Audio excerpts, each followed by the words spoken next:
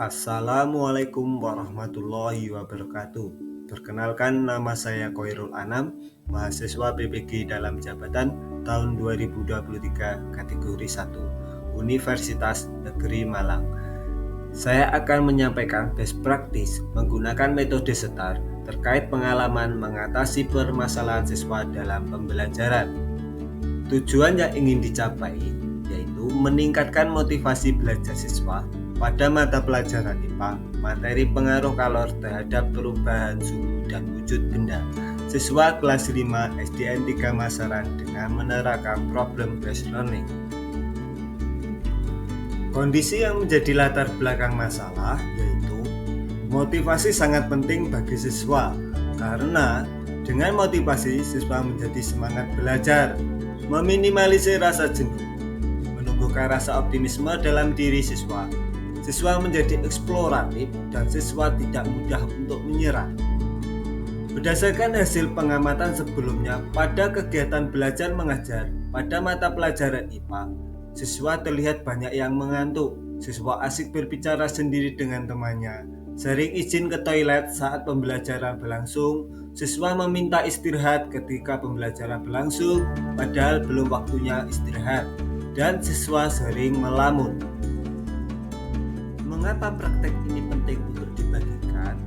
Yaitu, praktek ini perlu dibagikan karena beberapa guru bisa saja memiliki permasalahan yang sama dalam proses pembelajaran, sehingga praktek ini diharapkan bisa menjadi referensi bagi guru lain dan juga menjadi motivasi bagi guru lain maupun penulis untuk meningkatkan kualitas pembelajaran di kelasnya. Apa yang menjadi peran dan tanggung jawab Anda dalam praktek ini?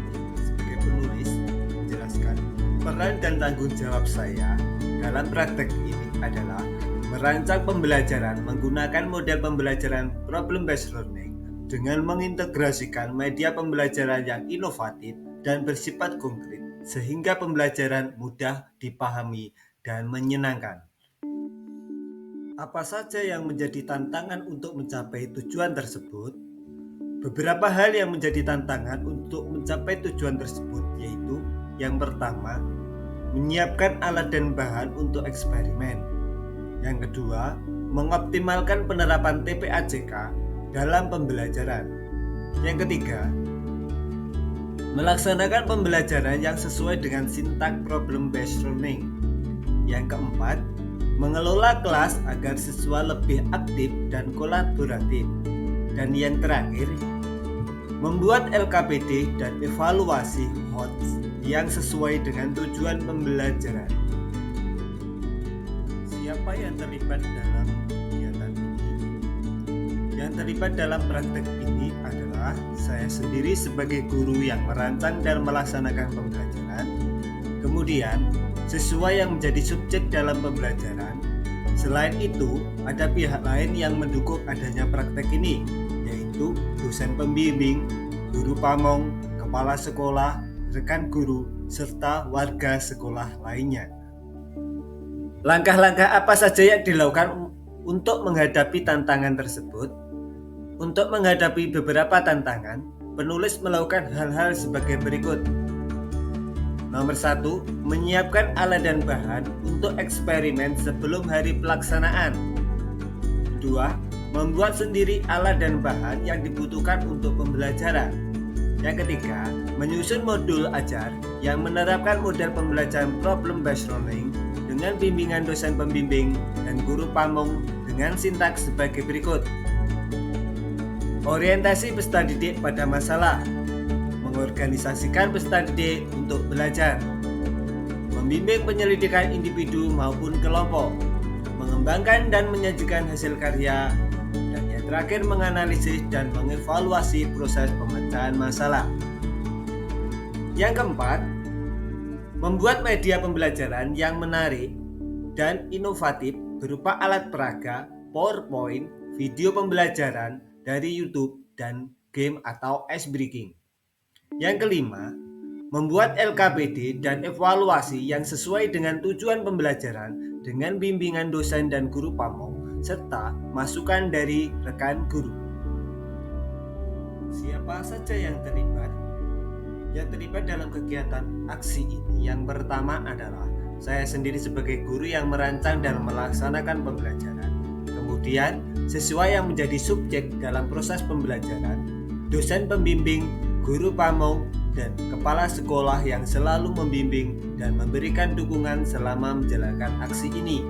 Selain itu, ada rekan guru yang membantu merekam sekaligus memantau proses pembelajaran pada aksi tersebut. Apa saja sumber daya atau materi yang diperlukan untuk melaksanakan strategi ini?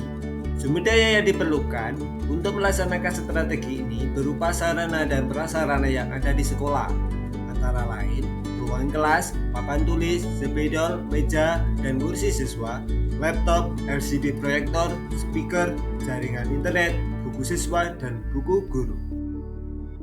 Bagaimana dampak dari aksi dari langkah-langkah yang dilakukan? Dampak dari langkah-langkah aksi yang dilakukan sangat efektif. Itu terlihat dari video pada link berikut ini, yang dapat dijelaskan sebagai berikut. Yang pertama, siswa lebih aktif dalam mengikuti pembelajaran. Yang kedua, pembelajaran menjadi lebih bermakna karena siswa terlibat dalam pembelajaran secara langsung. Dan yang ketiga, siswa memahami materi pengaruh kalor terhadap suhu dan wujud benda dengan baik. Yang keempat, motivasi belajar siswa kelas 5 meningkat. Yang kelima, kemampuan guru dalam menggunakan model dan media dalam pembelajaran juga meningkat. Bagaimana respon orang lain terkait dengan strategi yang dilakukan? Setelah dilakukan langkah-langkah aksi, penulis meminta saran dan pendapat kepada kepala sekolah, rekan sejawat yang turut memantau proses pembelajaran pada aksi tersebut, serta respon dari siswa. Respon kepala sekolah sangat positif dan mendukung penuh atas kegiatan pembelajaran yang telah dilaksanakan. Kemudian, respon dari rekan sejawat yang merupakan guru PJUK di SDN 3 Masaran. Beliau mengatakan bahwa strategi yang penulis lakukan sangat tepat. Terbukti siswa lebih aktif yang berdampak pada hasil belajar siswa meningkat. Sarannya adalah lebih meningkatkan persiapan sebelum melaksanakan pembelajaran dan manajemen waktu.